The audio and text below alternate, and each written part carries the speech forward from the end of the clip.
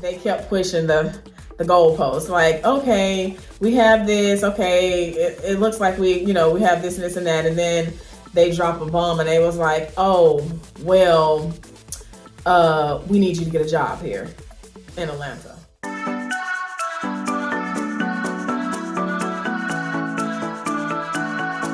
Speaking of testing emotions, she had a transaction, a new construction transaction.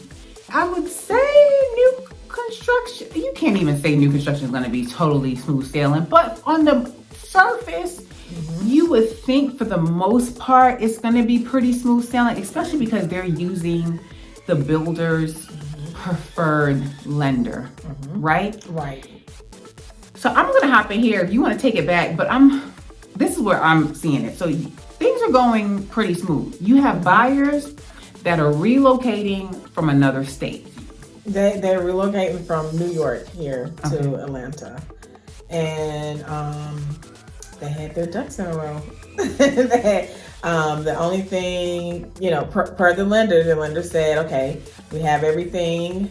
I made sure I touched base with the lender often, multiple times a week. Okay, wait, rewind. But even before the lender, they came down. When they came down and found the house, had they already been in touch with the lender? No. Okay, so they came down. How long they come down for? 1 day. So they were about their business. They were not lollygagging. Oh, we'll just see. They came down here with the purpose of finding a home. Prior to them coming down, like how long had you been in contact with them? Like what did you do before them actually coming down? The community that they were looking at, I went there multiple times a week and looked at the home, like went in with video, did videos for them, did FaceTime for them, took pictures, took videos and sent them the different models and worked with the sales representative on site and, asked them different questions and, talk to him about, what their options were, what, deals they were running for us and interest rate, buy downs, money they were going to give to them at closing. So I did all of that up front with various properties. I don't think I realized you did as much as you did. Okay. So you did all of that beforehand. So now they come down. They go to a couple of different properties, a couple of different subdivisions. We was at one subdivision, so we went to 3 different places. No, 4 different places. So it was a total of 11 homes. So it was like a, 9 to 6 p.m. type of day. Grind it out. But you actually prefer those days. Yeah. Let's grind it out versus let's see 2 properties over the next right. 3 weeks, 4 weeks. Yeah. Okay. All right. Okay. So they settled on. Did they settle on the one they wanted before they left, or? Yes. Before they left, they say, "Okay, we're gonna sleep on this, and we'll let you know tomorrow." Before they boarded and went back, got on the plane and went back to New York. Okay. So, and the property that they settled on was last minute. Hey, can we go see this as we go to the last community? Oh, so this was not a community that you had checked on before? Oh, okay. Yeah. They found it, or you found it? They found it. That could be a little message right there. Message. There's a reason why they find it. Right. If I, your agent, didn't send it to you, there may be a reason. Yeah. Oh gosh, we're gonna come back there. They decide to move forward on this one. You connected them with the lender. They get approved. Things are moving. You said you were reaching out to their lender several times a week. So between the time that they got into contract until the time that they're supposed to close, how much time are we talking about? It was about 20 days, 21 days. So this is going to be a relatively quick closing. This house is done. Yeah, it was already done. This house is done, which even that should have gone pretty smoothly. The house is done. You don't have to wait a long time. It started when I asked about the CO, which is the certificate of occupancy that you have to have to be able to occupy a new construction home. How far out from closing are we? At this point, it was, I want to say 2 weeks. Okay, so Closing. 2 weeks before closing. Is closing scheduled? On the builder side, yes. Okay, are the buyers scheduled to come back in town? Yes. So they have already booked tickets. And they're scheduled to come back in for orientation? Their final orientation and closing. Okay. All right. So issues with CO. What's the builder saying? Oh, we're waiting on them to come out to do the to get us the CO. We're just waiting on them to come out and inspect, and then we'll have the CO. This raised red flags with you. Yeah, because you're not new to real estate, you come from the closing side, and partly because you have common sense, because this house had been under contract before. Because I remember you contacted me like, why don't they have CO yet? This house was already in the contract. What ended up coming out of that? Like they got on it because I was on them constantly. I was like, there's no reason why this house has been built for a year. There's no reason why you do not have a CO at this point. If the house has been up for a year, you should have a CO in hand. So that means they didn't do whatever they need to be done to actually pass inspection to receive the CO. Can we drop a kudos right there? We're gonna drop a kudos right there because agents, she was licensed last year. So technically she's a newer agent, but she's about her business. People you are working with do not know that you are new unless you show them or act like you are new and timid. Nobody wants a timid agent. A client does not want to work with anybody that they feel does not know their job, does not have their back, My first client to this day does not know that they were my first client. So put that confidence forward and you will be good. So kudos to you. Like you was like, I was on them. I'm calling them. I'll be getting, yes. Okay. All right. Great. So they got with it. They got on it. So after that, followed up with the lender again because I constantly follow up. He's like, "Oh, we're good to go. We just have 1 or 2 conditions that that needs to be met, and we're good to go." And then they waited to like the week before closing to do a verification of employment, and on one of the clients and my clients, and they couldn't get it. It took forever, and then when they finally got it, they were upset that it wasn't what they thought it was, and they restructured the loan wrong to begin with because it wasn't supposed to be under them. It was supposed to be under the other client. So it was 2 of them, a couple. So they restructured the loan wrong to begin with. And however, if you are a lender, you should be doing an initial verification of employment at the beginning once you go up on the contract. Once you receive the contract, you're supposed to be within 72 hours verifying their employment. See, that's my problem. And this is why, as agents, you have to make sure the lender partners that you are working with, you have to vet them. Because, listen, we already got enough to do in our field. When I refer a lender, I am trusting in the lender to do their piece. How am I supposed to be doing my job and your job too? And this is the builder's preferred lender. Also, tip for new agents, lenders are just like new agents. Or new lenders are just like new agents. They get in the business, what do they start doing? They start reaching out to new agents. Hey, can I take you to lunch? Hey, can I buy you some coffee? Hey, can I get in front of you? Can I send you these? Listen, they have not a lick of experience, so they trying to test it out on you. And everybody deserves a start, but for my lenders, you're not about to get your start with me as a new agent. As a new agent, you need to be working with somebody that's experienced. A new agent and a new lender, that is not a good recipe, or it's a recipe for disaster. Now, if you have a lender that has what do you call it, mentor or somebody that's holding their hand and walking them through the process, that's one thing. But you need to ask those questions. And most new agents do not ask the question. How long you been in the business? How many deals have you closed? What kind of deals are you closing? Ask those questions as a lender. But that's sidebar, because this one is the preferred lender, because he's apparently I still don't understand how this happened with this preferred lender. Okay, so now I remember when this was going on. I felt for you, Jeanette. You was stressing. You was trying, but I know this was stressful at this time, because at this time you're like, I don't know if we're gonna be able to close. I don't know what's gonna be happening now. So what's going on? Are they trying to figure it out?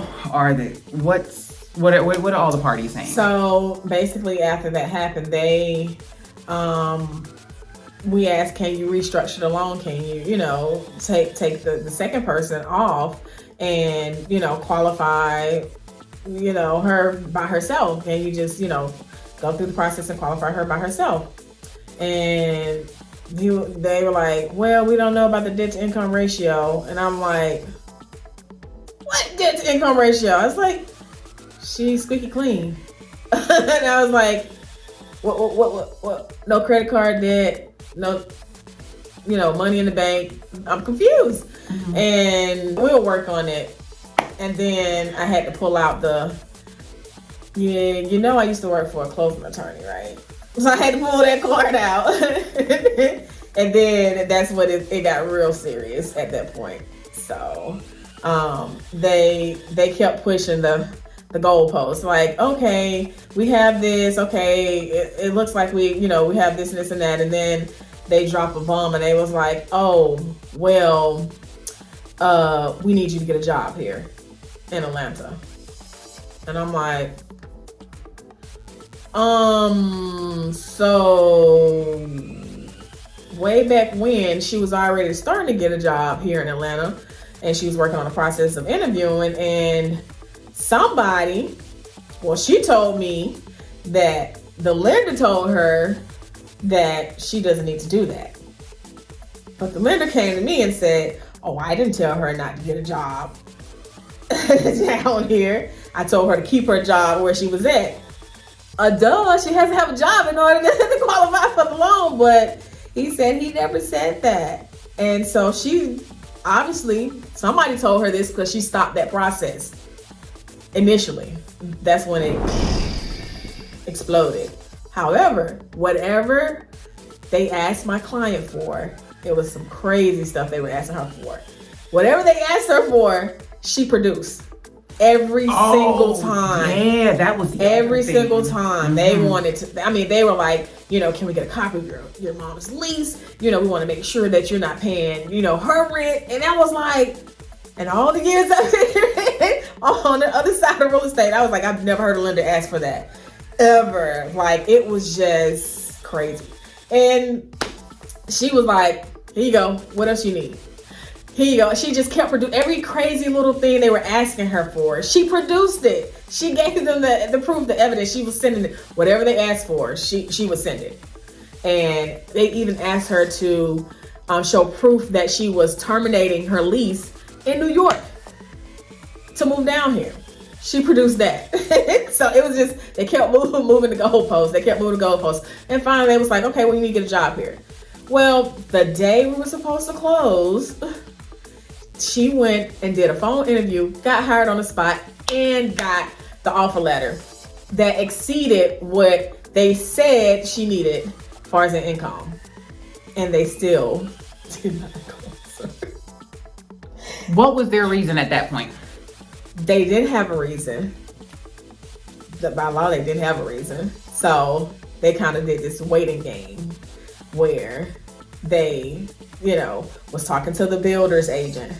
And the builder's agent was like, well, what are we going to do about this? I can't, I know this was going on behind the scenes because I can tell how they were moving. Like the lender wouldn't, because she asked, I asked, can we get the terminate? Can we get the denial letter, please? Can you send over the denial? But because there was no reason, there was no way you could deny her because she met all of the qualifications. She produced, the offer letter you asked her to that exceeded what you said she needed to make. Then she said, she would pay off something. So she was just, she would pay off her vehicle. That was the only thing that she had. And you still was like, well, I don't know. And then it just went silent. And then a couple of days later, the listing agent, hey, can you sign a termination? If you don't sign a termination today, you're going to lose your $1,000 earnest money. Well, my client didn't want to lose any money to begin with. She was already in appraisal and home inspection. So she was like, she signed it. Soon after she signed it, guess what she received? Her denial letter from the lender after she signed the termination. What was the reason on the denial letter? It said something about couldn't obtain employment. Okay, 2 things. 1, FYI, in the situation, one of the parties believed that they could work from anywhere, that they were going to transfer down here and be able to work from home. Do not assume because you are working from home that your employer is going to sign off that you can work from home when you move. No. Verify that beforehand, because that ended up being the case. Right. He worked from home in New York, but they did not sign off on him to move to another state and work from home. So before you make a big move like that, you want to get that in writing from your employer. That happens a lot, especially with a lot of people working from home. 1. 2, I am going to bring up a not so comfortable memory. Add to the list of I don't know if we're gonna call them unprofessional or just things that just were not going right in this situation. The listing agent overstepped her boundaries and sent you an unprofessional text message. At what point did she send you a text message? Once she had spoken to her preferred lender, and he told her that he can't close her. She can't close your client. Right. What did she text you? You don't have to say word for word, but give us the gist of what she texted you. She said, "Thank you for wasting my time and my money. You need to make sure that your buyers qualify before you take them out and show them homes." In so many words. Yeah. So that was the polite, nice version of it. And that day, Jeanette had been going through it. And that day, that's the wrong day. Because that was not the day. And normally, I am not the one. Normally, I'm like, okay, had it been me, but me, mentor Natasha is like, don't engage. Jeanette was like, I got time today.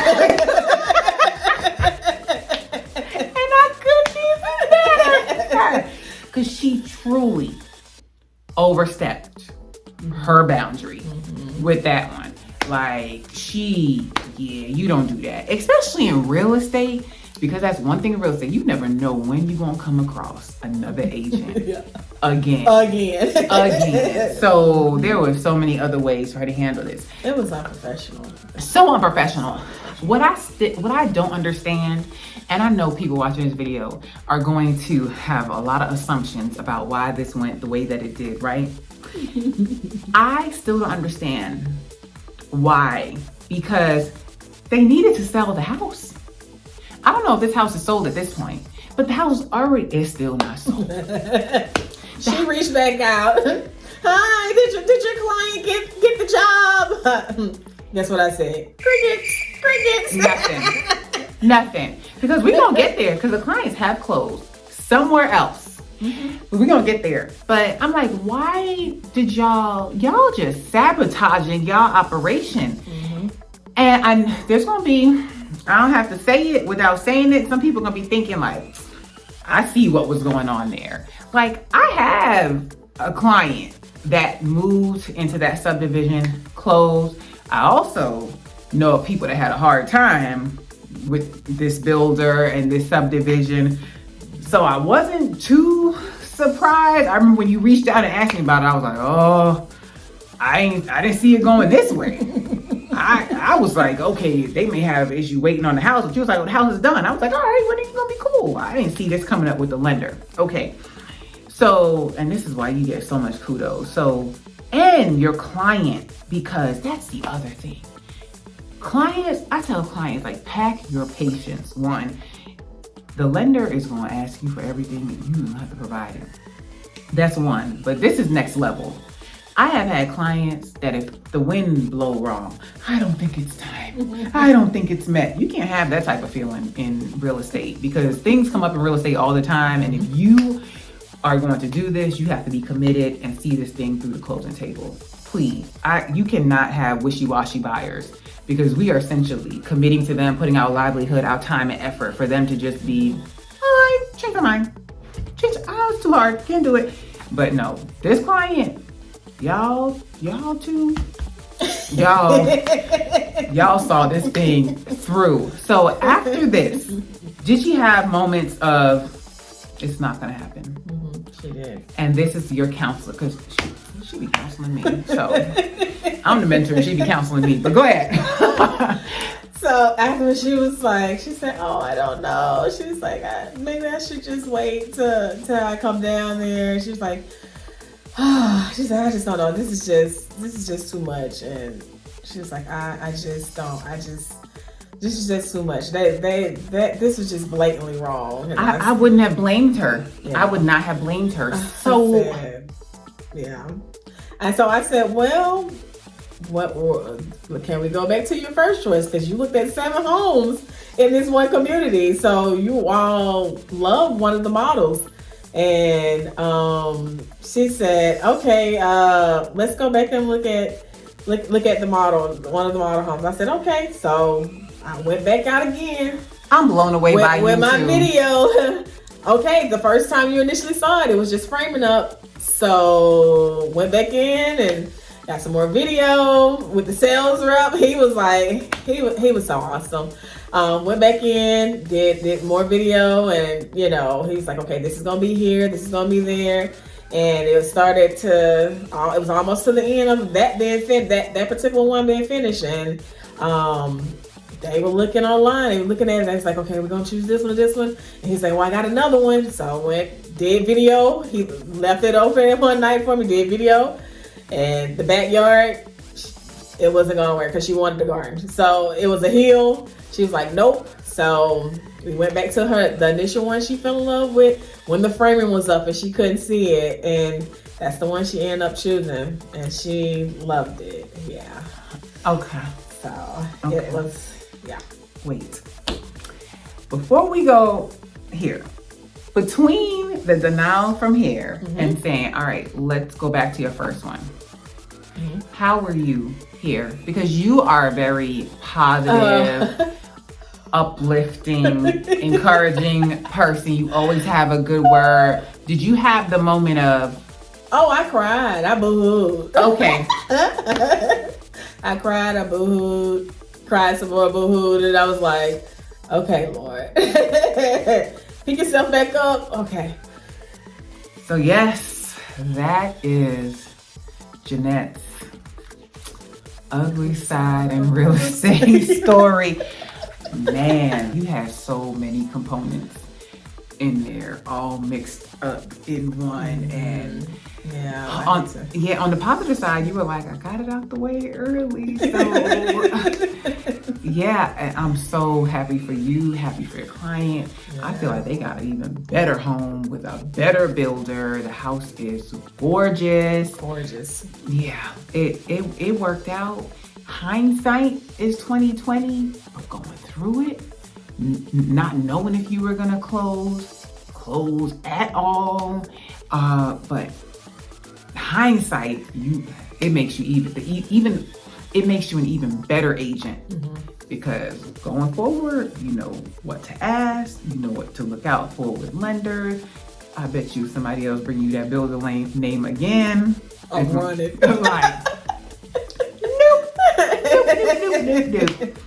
Wow. So thank you for sharing that story. Yeah, I also wanted to get your insight on that, because I work with a lot of people that are relocating, and that is not an instance that I have had come up. Like, and I've been in the business 12 years. So that's another thing with real estate. You cannot even say, I've experienced it all. It's always Unpredictable. Unpredictable. that word. Unpredictable. Unpredictable. But it's still a wonderful industry, wonderful career, wonderful to help people. But again, as long as you know what you are signing up for. So I want to thank Gwinnett Franklin with PYP Realty, Pack Your Patience Realty, and she sure did that. Please give this video a thumbs up and thank Gwinnett for sharing her story today, because I know you got something you learned from it.